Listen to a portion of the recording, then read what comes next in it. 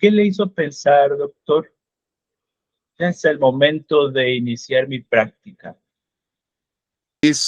Pues esta parte donde estaba en mi propio trabajo analítico y de lo que te digo, cuando empecé a trabajar toda esta serie de cuestiones que tenía que ver con pues esto de la verdad de mi deseo, con poder ver toda esa serie de trampas, con ver toda esa serie de mecanismos, empezar a advertir que la forma que ya estaba colocado, para ponerlo de alguna forma, frente a mí mismo, frente al mundo, frente a los otros, pues ya no era la misma, ya no era el personaje, ya veía de alguna forma los hilos que de alguna forma mueven a las marionetas, todo ese tipo de mecanismos y todo, y donde me daba cuenta que la honestidad conmigo mismo, si yo quería ser fiel a mí mismo, ya no podía ser dentro del territorio de la antropología. O sea, ya eso no me concernía. Lo que me concernía íntimamente era seguir estudiando psicoanálisis, ser analista, colocarme en ese lugar, poder emprender ese trabajo analítico como analista, siempre entendiendo, recuerda que desde Lacan, o como yo entiendo a Lacan, lo que se genera es un dispositivo analítico. Y ese dispositivo analítico lo que tiene que generar son las condiciones de posibilidad para que la persona que analiza, el que paga la sesión, que es el que analiza, no, si el analista analiza, Lacan lo dice desde el seminario 1, obstruye, impide el trabajo analítico, porque analiza desde su propia subjetividad. Son mecanismos proyectivos, hasta teóricos, lo que quieras, pero el que analiza en esa sesión es el que paga la sesión. El analista tiene que estar en lugar del sujeto supuesto saber. Es decir, no sabe nada de la verdad del deseo del que paga la sesión.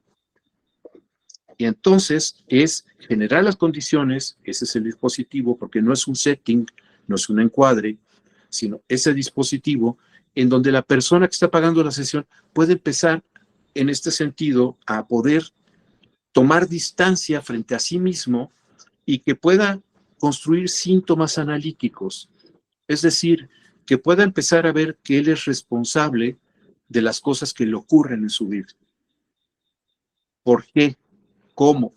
Lo que hace y lo que no hace. ¿De acuerdo? Entonces eso fue lo que, como que fue el elemento que a mí me llevó a poder ser analista en este sentido, ¿no? Y dice usted que de todas maneras inició su práctica, pero continuó su análisis, ¿verdad? Continué mi análisis,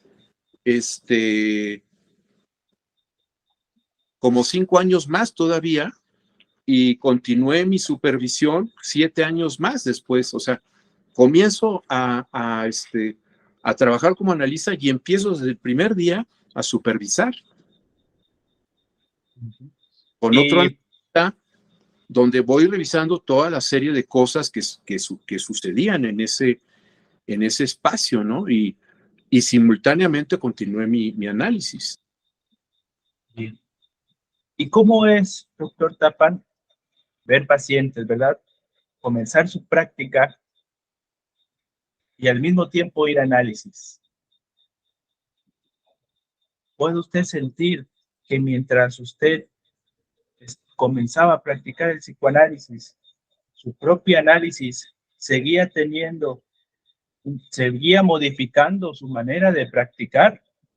Sí, claro. Y cuando estás oyendo a una persona, no hay un lugar. Los budistas hablan del bodhisattva como aquel que despierta, como si hubiera un fin de análisis y eso fuera garantía para después poder ser analista. Eso es mentira.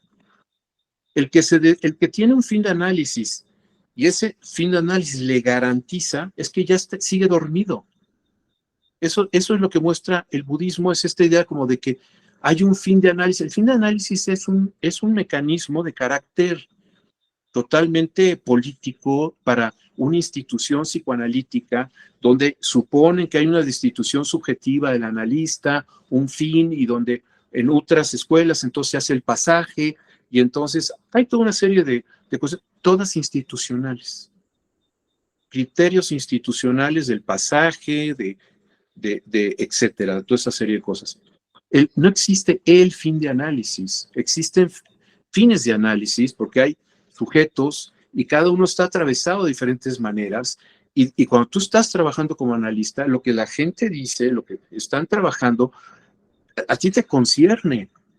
O sea, no puedes ser indiferente, no estás en un lugar, o sea, esa idea de la atención flotante de Freud no existe, o sea, como un nirvana posible en donde tú puedas estar ausente e indiferente de lo que sucede en ese dispositivo. El tema es que no te permitas que eso te intervenga en tu vida de manera imaginaria, que te conectes, que digas, pobrecito, entonces yo es, no, sino que todo eso lo pongas al servicio del trabajo analítico. No, no lo que tú sientes, pero no puedes dejar de sentir. Y entonces vas a tu análisis y descubres que muchas de las cosas que estás escuchando pueden ser puntos ciegos tuyos. Yo he trabajado con instituciones donde soy analista didacta y entonces esas instituciones hacen que las personas que se están formando en esas instituciones vayan con un analista didacta y hagan un análisis didacta y simultáneamente se están formando como analistas. Y ese análisis didacta, lo que se pone también al servicio es la manera en que escuchan a sus analizantes. ¿Qué es lo que hay? Los tropiezos, lo que ellos están, y eso se pone al servicio de su propio análisis. Porque podría haber un imaginario como de gente curada, por eso te digo lo del budismo, como despiertos. Lacan se muere de la risa en los despiertos. Y al final, en la destitución, el seminario 27 dice, señores, no, o sea, acabemos con eso de que el pase y no sé qué. Poquitos años después es cuando todo el mundo se pone como loco para instituir toda esta serie de cuestiones por las instituciones. Pero esas cuestiones son argumentos y cosas que no tienen que ver con el trabajo analítico y sí con los requerimientos institucionales para pertenecer a estas agrupaciones. Podemos decir entonces que en la experiencia analítica con otros se potencializa nuestro propio análisis también. Sí, sin duda. Y tú haces una cosa, yo sí también creo en los reanálisis. O sea, un analista que después de un tiempo quiere regresar a análisis para poder advertir una serie de cosas y demás y no sé qué, puede hacerlo, sí, claro que sí. O sea, la idea de un fin de análisis como es algo que es muy discutible. O sea, yo sí creo que se puede hablar de un fin de análisis en tanto el propósito del análisis, cuál es el fin de un análisis, pero no el fin o sea, el fin como de finalidad, pero no el fin como finitud, porque sí creo que esta parte, digamos, tú puedes tener varias experiencias con diferentes analistas. Sí creo que haya un trabajo analítico que pueda finalizar con un analista, sin duda. Eso significa que ya hubo un fin de análisis con ese analista, sí creo. Y que estás en una posición subjetiva que te hace estar más a salvo de ti mismo, sí, que te permite advertir la verdad de tu deseo, sí, que te hace ver esas llamadas al goce y que puedes de alguna forma generar condiciones para no estar siempre cayendo en las trampas de tu super yo, de los sí lo creo, pero que eso te hace refractario y que digamos, la vida no sigue pasando por ti, donde tú no sigues cambiando, o sea, donde tú no vas siendo otro a lo largo de toda tu vida. O sea, el estadio del espejo de Lacan, que nos habla en la institución del yo, el yo dejamos de seguir cambiando el yo el día que nos morimos. Pero el estadio del espejo nos habla de un proceso de la estructuración del moi del je, pero no acaba, no acaba con eso. O sea, no acaba, ya se creó el yo, se cierra la cortina y entonces, no, vamos siendo siempre otros. Nada más que como somos nosotros, no advertimos nuestros cambios. Los otros que vamos siendo en la vida. Nuestro análisis tiene efectos en la práctica, ¿verdad? Y la práctica tiene efectos en nuestro análisis. Correcto. Así es. En un primer momento, doctor, digamos que se llegó a sentir tocado e iba a su análisis, ¿verdad? E iba a la supervisión. Y ahora que ya tiene más de 30 años. ¿Qué hace usted cuando se siente tocado, ya sin un analista, ya sin un supervisor? Pues tengo algo que tiene que ver con la experiencia de estas partes en donde he sido tocado.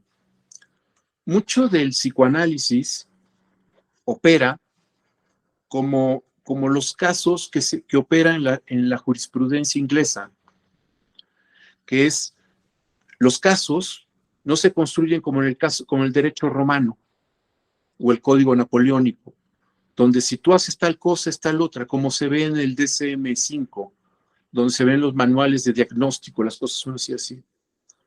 Nosotros trabajamos mucho como ese sistema anglosajón, en donde se hacen casos por jurisprudencia. Entonces, por ejemplo, si hay un caso por jurisprudencia en donde una enfermera en California mata a un paciente y entonces esa enfermera es llevada al tribunal y acusada de homicidio. Y entonces el abogado defensor, porque es homicidio, porque la ley norteamericana no tiene eutanasia, no tiene la cuestión digamos, de la muerte compasiva, no tiene la idea de morir con dignidad, no existe eso en la legislación norteamericana. Entonces es acusada de homicidio, como lo sería en México o en Francia.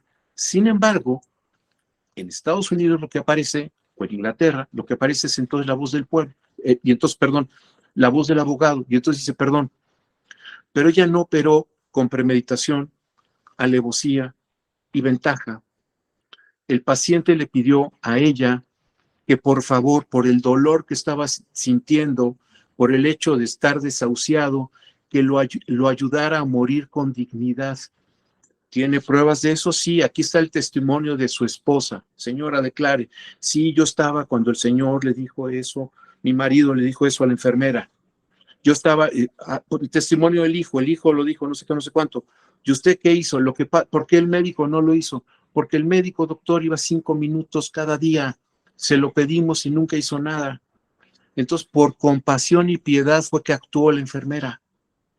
Y entonces se hace lo que se conoce, lo que se ve en la tele, se hace la votación y se le dice que es inocente. Es inocente de homicidio, taca, taca, taca, taca, taca, taca, y se le suelta. ¿Me estoy explicando? Ese caso ayuda a ilustrar otros casos que trabajas de otra manera, que son distintos, que son semejantes y todo eso. Entonces los psicoanalistas nos empezamos a tener un registro, si quieres tú, de jurisprudencia enorme, de casos que son semejantes y cómo operaron y cómo está esa serie de circunstancias. Y en la lógica del caso por caso podemos entonces de alguna forma ver en qué espectros, en qué grupos de esos casos podemos localizar esa serie de cuestiones. ¿Me explico? Entonces, 30 años de trabajo analítico y, digamos, más de 11 años de mi propio trabajo, en donde, insisto, de esos 11 años, digamos, unos 6 años estuve yendo 3 veces a la semana y los otros estuve yendo 2 veces a la semana, te van dando la idea de la experiencia de empezar a construir toda esta jurisprudencia para ver esa serie de cuestiones y entonces cómo están concernidas la condición humana. Siempre hay nuevas situaciones, siempre hay cosas sorprendentes y ahí es donde también te reúnes con amigos y haces ateneos clínicos. Oigan, fíjense que pasa esto y y discutes con amigos casos, claro. Analistas, claro.